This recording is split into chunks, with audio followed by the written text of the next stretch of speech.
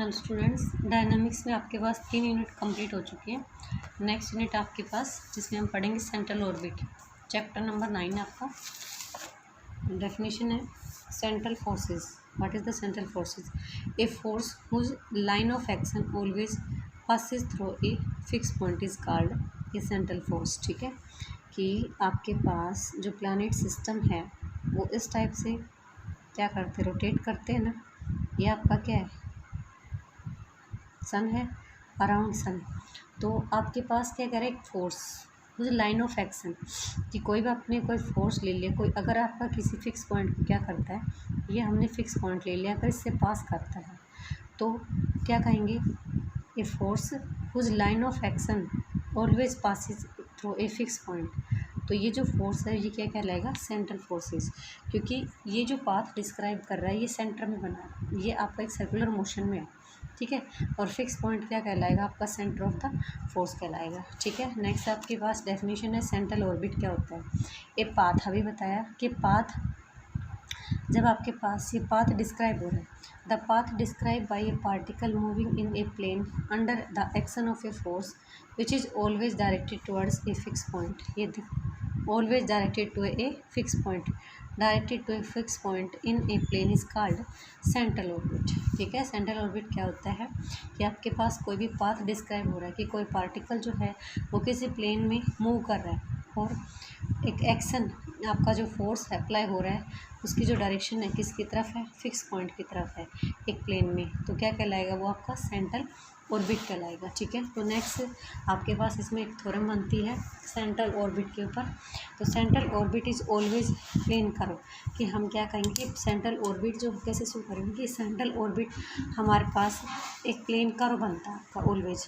तो देखिए हमने क्या लिया, एक्स एक्सिस लिया, ये क्या ले लिया, कोई भी पार्टिकल ले लिया। ठीक है, ये हमारे पार्टिकल की पोजीशन है। तो देखिए वो हमारा क्या है, इनिशियल पॉइंट है, वो हमारा इनिशियल पॉइंट है या फिर ओरिजिन कह सकते हैं। तो ओ से पी को हमने इसको ज्वाइन किया, तो इसकी जो डायरेक्शन है वो ओ से पी जा रही है। आर हमने इससे क्या ले लिया, पोजीशन वेक्टर ले लिया। ओ हम क्या कह सकते हैं, सेंट्रल फोर्स का सेंटर ले लिया। ठीक है, सेंट्रल फोर्स का क्या ले लिया, सेंटर ले लिया। पी हमारे पास क्या है, position, position of the particle है। और ओ एक्स आपके पास क्या है, इनिशियल लाइन ले ली। ठीक है, ये ओ एक्स हमारे पास इनिशियल लाइन ले ली।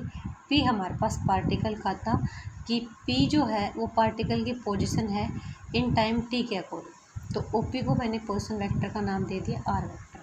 ठीक है, अब देखिए हमारे पास यहाँ पे दो चीज़ें राइज हो रही है। एक तो since the particle move under the action of the central force, अब सेंट्रल फोर्स जो है वो आपका इस लाइन के अलोंग एक्ट कर रहा है, तो पार्टिकल जो है वो पार्टिकल की लाइन ऑफ एक्शन जो है वो भी यही है, और विद सेंटर किस पे, एट ओ पे। तो आपके पास देखिए एक ही फोर्स अप्लाई हो रहा है, क्या हो रहा है, एक ही फोर्स अप्लाई हो रहा है। ठीक है, और उसकी जो लाइन ऑफ एक्शन है वो क्या है, लाइन ऑफ एक्शन वो भी क्या है, सेम लाइन है, ओ पी ही लाइन है या ओ ए के अलोंग लाइन है। अब देखिए ओ पी या ओ ए के अलोंग ही आपके पास ये लाइन बनी हुई है। अगर हम इसी पॉइंट के ऊपर एसलेशन, आपको पता है एसलेशन जो है वो ऑलवेज एक्ट करता है टुवर्ड्स किसकी तरफ, फिक्स पॉइंट की तरफ। आपके पास ये पार्टिकल, ये फोर्स की जो लाइन थी वो ये थी, लेकिन आपने पढ़ा है पहले वाले लेक्चर्स में भी पढ़ा है कि एसलेशन जो है वो ऑलवेज टुवर्ड्स किसकी तरफ, फिक्स पॉइंट की तरफ लगता है। तो हमारे पास यहाँ पे सिर्फ लाइन ऑफ एक्शन भी और एसलेशन की भी लाइन ऑफ एक्शन क्या है, सेम। तो हम क्या कह सकते कि दोनों क्या हैं, वो एक टाइप से आपके दोनों जो है वो पैरेलल है, क्योंकि दोनों एक दूसरे को क्या करें, कोइंसाइड करें, दोनों की जो पोजीशन है वो आपकी सेम है। तो आप क्या कह सकते हो कि वो एक दूसरे के क्या पैरेलल है। तो कौन कौन सी लाइनें पैरेलल है, एसलेशन की जो लाइन ऑफ एक्शन है, एसलेशन की line of action and OP जो वेक्टर है वो भी आपका क्या है, पैरेलल है। तो अगर आप ये लेते हो कि दो वेक्टर अगर पैरेलल है, दो एसलेशन पैरेलल है किस पे, ओपी के, ओपी। तो एसलेशन आप क्या लिखोगे, आपने वेक्टर जो लिया है वो आर, तो d r by D T जो है वो आपकी वेलोसिटी हो जाएगी, और D R square upon D T आपका क्या हो जाएगा, एसलेशन। इसकी डायरेक्शन जो है आपके एसलेशन की जो डायरेक्शन है वो इस टाइप से बनेगी। चलो हम इसको एफ लेते हैं, और ओ पी आपका दे रखा है, तो ओ पी की वैल्यू क्या दे रखा है, आर। तो ये दोनों वेक्टर तो थे, पैरेलल थे, तो इनका क्रॉस प्रोडक्ट क्या हो जाएगा, ज़ीरो हो जाएगा। ठीक है, अब देखिए इसमें अगर आप जीरो ऐड कर देते हो तो कोई फ़र्क नहीं नहीं पड़ता। अब हमें पता है कि वेक्टर का अपने ही वेक्टर के साथ क्रॉस प्रोडक्ट जो होता है वो क्या होता है, जीरो होता है। तो मैंने यहाँ पे क्या कर दिया, dr/dt का क्रॉस dr/dt ऐड कर दिया। अब इस चीज़ को आप ये लिख सकते हो dr/dt इंटू में dr/dt क्रॉस में r स्क्वायर। जैसे आप इसको खोलोगे तो आपके पास यही चीज़ बनेगी। आपने इसका किया फर्स्ट dr² में dt² और r आपका हो गया एज इट इज़, प्लस में नेक्स्ट में इसको एज इट इज़ रखोगे, इसका करोगे तो इसका मतलब ये जो चीज़ थी हमने इसको कंबाइन कर दी इस टाइप से।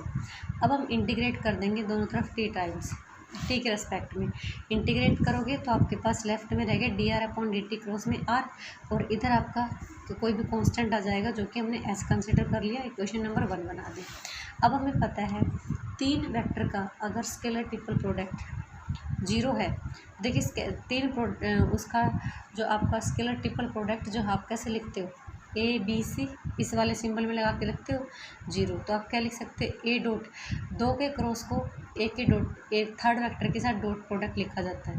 तो इक्वल्स टू जीरो रख रखा है तो मैंने भी जीरो कर दिया, क्योंकि ये हमारे पास यहाँ पे ये क्या है, कोप्लानिटी को शो कर रहा है। तो हमने यहाँ पे लिया आर dr/dt और आर, ये देखो ए का काम आर कर रहा है, बी का काम dr/dt कर रहा है, सी का आर कर रहा है वापस, इक्वल्स टू क्या होगा आपका पास जीरो। ठीक है, अब इसको क्या लिख सकते हो, आर डॉट dr/dt क्रॉस में आर वेक्टर कर सकते हो। ये हमने क्यों किया, क्योंकि हमें क्या दिखाना है कि सेंट्रल ऑर्बिट जो है वो एक प्लेन कर्व में ही लाई करता है। ठीक है, तो dr/dt की क्रॉस में r की जो वैल्यू है आप ऑलरेडी निकाल चुके हैं, जो किसके बराबर है, एक कांस्टेंट h के इक्वल है, तो हमने कांस्टेंट h के इक्वल रख दिया। ठीक है, अब देखिए मैंने यहाँ पे h मेंशन किया जो कि परपेंडिकुलर है मेरा किस पे, OP वेक्टर पे। तो अब क्या हो गया कि OP वेक्टर पे h परपेंडिकुलर है, तो दैट मीन इनका दोनों का जो डॉट प्रोडक्ट है, और r क्या था मेरा, OP का पोजीशन वेक्टर था, तो इन दोनों का डॉट प्रोडक्ट क्या आ रहा है आपके पास, जीरो आ रहा है। तो मतलब r परपेंडिकुलर है किस पे, h पे, तो radius vector lies always in a plane. तो हम क्या कर सकते हैं, रेडियस वेक्टर जो है आपका ऑलवेज किस में लाई करेगा, एक प्लेन में लाई करेगा। ठीक है, तो hence central orbit is a plane का। ओके, नेक्स्ट आपके पास है differential equation of a central orbit in a polar form, कि सेंट्रल ऑर्बिट ये तो दिखा दिया आपने कि सेंट्रल ऑर्बिट जो है वो आपका प्लेन कर्व में लाया करता है। तो प्लेन कर्व में हम किस किस टाइप से पढ़ते हैं इसको, हम पोलर फॉर्म में पढ़ते हैं, पेडल फॉर्म में पढ़ते हैं, ठीक है, कार्टेशियन फॉर्म में पढ़ते हैं। तो हम पढ़ते हैं नाउ अब differential equation of central orbit in polar form में पढ़ेंगे पहले। तो पोलर फॉर्म में पढ़ेंगे तो देखिए वही ओ आपका ओरिजिन ले लिया, OX जो है वो आपकी इनिशियल लाइन ले ली, P जो था वो पार्टिकल की पोजीशन ले ली, और पोलर फॉर्म में हम इसको लिखेंगे, इसकी पोजीशन क्या लिखते हो, r थीटा लिखते हो, जैसे कार्टेशियन फॉर्म में आप लिखते हो x y से लिखते हो। तो ऐसे ही हमने पार्टिकल P की जो पोजीशन थी after time t r theta लिख दिया। ठीक है, m जो था हमने पार्टिकल का क्या ले लिया, मास ले लिया, F be the central force acting on it, और इसके ऊपर जो फोर्स अप्लाई हो रहा है उसको वो क्या है, कैपिटल F है, विच इज़ डायरेक्टेड टुवर्ड्स किसकी तरफ, O की तरफ। ये किसकी तरफ है, O की तरफ। जो कोई भी फोर्स आपका O की तरफ डायरेक्टेड है, इसका मतलब क्या है, आप क्या लेते हो, एक्सेलरेशन लेते हो ना। तो O की तरफ, ये O की तरफ अगर डायरेक्टेड हो रहा है तो हम क्या कहेंगे कि F हमारा क्या है, एक्सेलरेशन है। ठीक है, also the acceleration F of a particle is always directed towards the pole O। तो देखो अभी हमने इसका डिस्कस किया था कि किसी भी उसका एक्सेलरेशन जो होता है वो ऑलवेज पोल की तरफ, जो फिक्स पॉइंट जो होता है आपका उसी की तरफ क्या होता है, डायरेक्टेड होता है। तो दस the particle has any radial acceleration towards O of magnitude F and not transverse acceleration. तो देखिए आपके पास रेडियस वेक्टर जो है आपके पास रेडियस वेक्टर के अलोंग है, वो एक्सेलरेशन रखता है आपका, लेकिन आपके पास इसका ट्रांसवर्स मतलब इसके परपेंडिकुलर अगर आप लो तो परपेंडिकुलर की डायरेक्शन में आपके पास कोई भी रिजल्टिंग जो फोर्स है वो आपको नहीं दिख रहा। ठीक है, आपका सिर्फ F ये O की तरफ आ रहा है, तो आप ये कह सकते हो कि आपके पास रेडियस जो वेक्टर है उसके अलोंग आपके पास फोर्स अप्लाई हो रहा है F। मतलब आप रेडियस वेक्टर कैसे निकालते हो, उसके ऊपर जो फोर्स अप्लाई होता है वो कैसे निकालते हो, आप इक्वल टू उसके बराबर रख सकते हो, क्योंकि वो आपके पास क्या दे रहा है, F एक्सेलरेशन है। तो इफेक्टिव फोर्स आप लगा सकते हो मास मल्टीप्लाई में एक्सेलरेशन। लेकिन अगर आप ये लगाना चाहो कि इसी के परपेंडिकुलर के ऊपर अगर आप कोई फोर्स अप्लाई करना चाहो तो यहाँ पे ट्रांसवर्स के ऊपर कोई भी क्या नहीं हो रहा, फोर्स अप्लाई नहीं हो रहा। तो यहाँ पे ट्रांसवर्स के अप्लाई कोई फोर्स अप्लाई नहीं हो रहा ट्रांसवर्सल लाइन के ऊपर, तो आपके पास एसोलेशन कहाँ से मिलेगा? तो मतलब कह सकते हैं कि आपके पास कोई भी ट्रांसवर्सल एसोलेशन नहीं है इसके पास, ठीक है।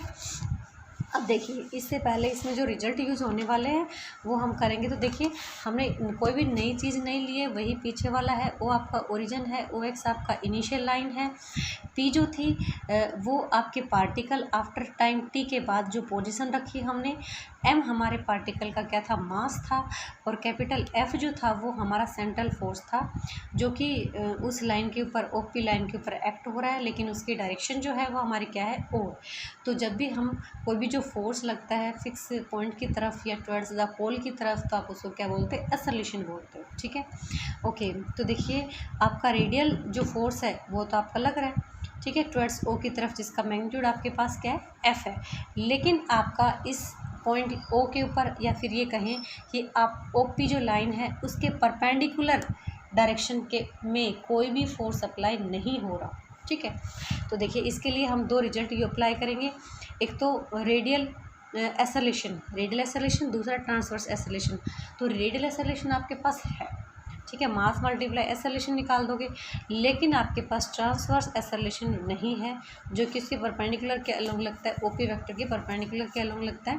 ओके, तो हम equation of the radial oscillation लेते हैं अलोंग रेडियस वेक्टर, क्या होती है आपकी, डी स्क्वेयर आर अपॉन में डी टी स्क्वेयर माइनस में R D theta by D T, इसका स्क्वेयर। तो ये आपको याद रखनी पड़ेगी। नेक्स्ट है इक्वेशन ऑफ, ये देखो मैंने अलग पेन से लिखा है, तो ये आपको याद रखने पड़ेंगे, पॉइंट है। Equation of transverse oscillation along the perpendicular of the radius vector, की रेडियस वेक्टर के ऊपर जो परपेंडिकुलर है उसका जो एसोलेशन है वो आपका क्या, कैसे लिखते हो, उसकी इक्वेशन कैसे लिखते हो, 1/3 इंटू में d r by d r into में r square d theta by D t लिखते हो, ठीक है।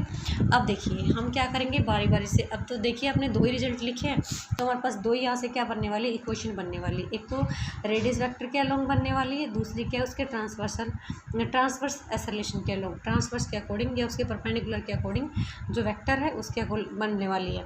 तो इक्वेशन ऑफ मोशन कैसे लिखोगे, इफेक्टिव फोर्स की इक्वेशन मास मल्टीप्लाई एसोलेशन लिखते हो। अब देखिए आपका ये टुवर्ड्स मास एसोलेशन की जो डायरेक्शन है अपोजिट हो रही है, तो माइनस का एम लोगे। अब देखिए ये आपके क्या है, रेडियस वेक्टर की एसोलेशन है, लिखते हो ना। अब मास मल्टीप्लाई कर दूँ तो इसके ऊपर ये मास मल्टीप्लाई ये, तो आपके पास क्या हो जाएगा, ये एफ़ को ही तो शो कर रहा है, तो इक्वल्स टू माइनस का एम इंटू में एफ़, ये आपका इफ़ेक्टिव फोर्स है कि उसके ऊपर कितना फोर्स अप्लाई हो रहा है। तो यही तो है आपका एफ़ जो था वो ओ की तरफ फोर्स लग रहा था, वो था जिसकी डायरेक्शन क्या थी, ओ की तरफ डायरेक्शन थी, ठीक है। तो और ये आपके पास क्या है, रेडियल वेक्टर जो है, रेडियस जो वेक्टर है उसके ऊपर फोर्स अप्लाई हो रहा था, और आपके पास पार्टिकल क्या था, पार्टिकल का जो मास था वो m था। तो यहाँ पे आपका टोटल जो रिजल्टिंग है वो यही तो फोर्स अप्लाई हुआ, m मल्टीप्लाई में फोर्स, तो ये आपका फोर्स ही तो है। तो ठीक है, दोनों तरफ से हमने इसको क्या कैंसिल कर दिया, m से कैंसिल हो गई, इक्वेशन नंबर 1 गई। दूसरी equation of motion perpendicular to the radius vector, वो आपकी कैसे बनेगी, m मल्टीप्लाई में, और आपके पास फोर्स क्या लिखते हो, 1/r dr बाई dt और इनटू में r square D theta by dt equals to zero क्यों लिया, क्योंकि हमारे पास इसके रेडियस वेक्टर के ऊपर जो परपेंडिकुलर लाइन है उसके अलोंग कोई भी फोर्स अप्लाई नहीं हो रहा, तो कोई भी फोर्स अप्लाई नहीं हो रहा तो डेफिनेटली आप क्या लोगे, इसको ज़ीरो लोगे। अब हमने m इंटू में 1/r को कैंसिल कर दे, तो d r by D t r square d theta by D t equals to zero, equation number 2 consider कर लिया। अगर हम अब इसमें ये आपके पास d r square by D t और d theta by D t की वैल्यू निकाल देंगे, तो ये आपके पास क्या आ जाएगा, रिक्वायर्ड डिफरेंशियल इक्वेशन आ जाएगा, ठीक है। अब सबसे पहले हम क्या करेंगे, इसको इंटीग्रेट करेंगे विथ रिस्पेक्ट टू टी, तो आपका ये बन जाएगा r square d theta by d r d t equals to h आ जाएगा, कोई भी कांस्टेंट हमने ले लिया कांस्टेंट, ठीक है। तो आपका एक टाइप से कर सकते हो, कौन सी भी वैल्यू आपको यूज़ करनी पड़े यहाँ से कर सकते हो। तो हम D theta by D T भी निकाल चुके हैं, H by R square, question number क्या ले लिया, उसको 3 ले लिया। अब हम आगे वाले क्वेश्चंस भी करेंगे या इसमें भी पोलर फॉर्म में हम लेंगे r=1/u लेंगे, ठीक है। या आप अर्लियर क्लासेस में भी पढ़ के आए हैं, r क्या लेते हैं 1/u। हमने इसको डिफ्रेंशिएट किया विद रिस्पेक्ट टू t, तो dr/dt इक्वल्स टू ये माइनस का 1/u² हो जाएगा और du/dt, क्योंकि आपका फंक्शन u में है और हम किसके रेस्पेक्ट कर रहे हैं, t के रेस्पेक्ट कर रहे हैं। हमने क्या किया, माइनस में 1/u² du/d और इंटू में d/dt, इसको लिख सकते हैं ऐसे, ठीक है। तो अब हमने 1/u² जो था उसकी जगह क्या डाल दिया, 1/u² की जगह ये आपका 1/u जो था r के बराबर था, तो 1/u² के इक्वल क्या लिख सकते हो, r² लिख सकते हो, तो r लिख दिया। और आपके पास du/d को मैंने पीछे कर दिया और d/dt को r के साथ कर दिया, ठीक है। अब देखिए इक्वेशन नंबर, ये आपके थर्ड में पहला जो पॉइंट है वहाँ से मैंने इसको क्या रख दिया, h रख दिया, तो ये माइनस का h इंटू में du/d बच गया आपके पास। अब देखिए dr/dt जो है हमने निकाल दिया, माइनस का h इंटू में du/d निकाल दिया। हमने दोबारा इसको रेस्पेक्ट किया, डिफ्रेंशिएट किया with respect to t, okay. करने के बाद आपके पास d² r/dt² equals to s² आपके पास ले लिया। तो अब देखिए थीटा में इन टर्म्स ऑफ, लेकिन हम t की रेस्पेक्ट करें तो d² u/d² और d/dt लिख सकते हो आप, ओके। तो d/dt, तो d/dt की जो वैल्यू है ऊपर से हमने डाल रखी थी h/r² डाल दिया, तो देखिए माइनस का h² हो गया और 1/r² को क्या डाल दिया आपने, u², तो d² u/ में क्या बन गया आपके पास, d का स्क्वायर बन गया, ठीक है। d का स्क्वायर बनने के बाद हमने क्या की, दोनों जो वैल्यूज़ थी उसको निकाल के फर्स्ट में डाल दिया, तो यहाँ से आपके पास एक u से एक u कैंसिल हो गया और h² u² कॉमन ले लिया और माइनस का सिंबल भी लेके कट कर दिया, तो आपके पास इधर से बन गया h² u² इंटू में u² कल d² u/d का स्क्वायर प्लस में u इक्वल्स टू f हो गया। तो ये आपके पास क्या आ जाएगा, डिवाइड में आ जाएगा, तो which is the differential equation of the central orbit in polar form coordinate, ठीक है। तो डिफरेंशियल इक्वेशन के लिए आपको क्या याद रखना है कि आपको सिर्फ दो इक्वेशन को याद रखना है, जो कि आपके पास क्या है, एक तो रेडियल एक्सेलरेशन की है जो रेडियस वेक्टर के अलोंग निकाली जाती है, दूसरी जो है ट्रांसवर्स एक्सेलरेशन की, जो कि रेडियस वेक्टर के ऊपर जो परपेंडिकुलर होता है उसके अलोंग निकाली जाती है। तो इसका जो आपके पास ये लेते हो इक्वेशन और इसके आपके इक्वेशन ये लेते हो, ठीक है। तो रेडियस वेक्टर के अलोंग आपके पास फोर्स लग रहा है, ठीक है, एफ जिसकी डायरेक्शन अपोजिट है, तो इसलिए जिसकी डायरेक्शन ओ की तरफ थी फिक्स पॉइंट की तरफ, तो हम उसका एज एक्सेलरेशन मानेंगे। तो ओपी के अलोंग जो टोटल इफेक्टिव जो फोर्स अप्लाई हो रहा है वो मास मल्टीप्लाई एक्सेलरेशन, तो पार्टिकल का जो मास था वो आपके पास क्या था, एम था, तो एम इंटू में क्या बन गया आपके पास एफ, और एक तरफ से हम इसकी को भी निकालेंगे, मतलब ये तो आपका रिजल्टिंग था, और उसका हम कैसे निकालते रेडियस वेक्टर का, रेडियस वेक्टर के अलोंग जो फोर्स अप्लाई हो रहा है ये है मास, ये मास है, ठीक है। तो ऐसे ही हमने क्या किया, उसके परपेंडिकुलर के अलोंग किया, परपेंडिकुलर के अलोंग करके इसको सोल्व कर दिया। और अब इक्वेशन कहाँ से मिलने वाली है, क्योंकि हमें रेडियस वेक्टर की इक्वेशन निकालनी, तो इक्वेशन नंबर 1 से मिलने वाली है। तो इक्वेशन नंबर 1 में d² r/dt² की वैल्यू डालने वाले हैं और d/dt² इसकी वैल्यू डालने वाली, इन दोनों की वैल्यू जो है वो हमें डालने वाली। तो ट्रांसवर्स के अकॉर्डिंग इक्वेशन बनाएंगे, यहाँ से इसको इंटीग्रेट करेंगे, जो भी आपके पास वैल्यू मिलती है। एक नया रिजल्ट हमें ये सिर्फ याद रखना है कि r क्या लेना है, 1/u, तो ये आपके पास जो आ रहा है, तो d/dt की वैल्यू तो हमारे पास है ही। अब r जो है वो हमने 1/u लिया, उससे हम क्या निकालेंगे, सेकेंड डेरिवेटिव वैल्यू निकालेंगे d² r/dt का स्क्वायर, ठीक है। और उसमें जो भी वैल्यू यूज होंगी आपको इसका सेकंड का भी यूज़ कर लेना, थर्ड का भी कर लेना और फोर्थ का भी यूज़ कर लेना, और सभी वैल्यूज़ को निकाल के हम फर्स्ट में डालेंगे, जो कि हमारे पास क्या होगी, required differential equation of the central orbit in polar form coordinate में। Okay, thank you, have a nice day.